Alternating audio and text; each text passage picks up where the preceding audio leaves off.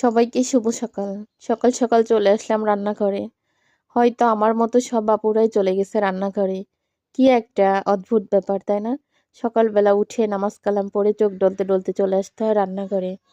আসলে কষ্টের হলেও কিন্তু কষ্টটাও যেখানে, শান্তিটাও কিন্তু সেইখানে। যেহেতু পরিবারের জন্য করতেছি, নিজের জন্য করতেছি।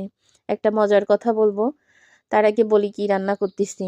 আসলে সামুদ্রিক মাছ রান্না করতেছি, হাতে মাখায় আলু পেঁয়াজ ধনেপাতা দিয়ে।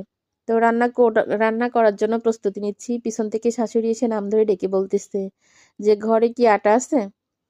তাই আমি বললাম হ্যাঁ আছে। তা বলতেছে এক মুঠ আটা একটু গরম করে পানি দিয়ে গরম করে দাও তো। তাই আমি বললাম কেন? তো শাড়িতে মার দেব। ওনার মুখের দিকে তাকাই বললাম যে শাড়িতে কি কখনো আটা দিয়ে মার দেয় কেউ? দেখিছেন কোথাও? শাড়ি তো পিঁপড়ায় কেটে দেবে। তো উনি হেসে দিয়ে বলতেছে দেওয়া যায়, তুমি জানো না। একদিন আমি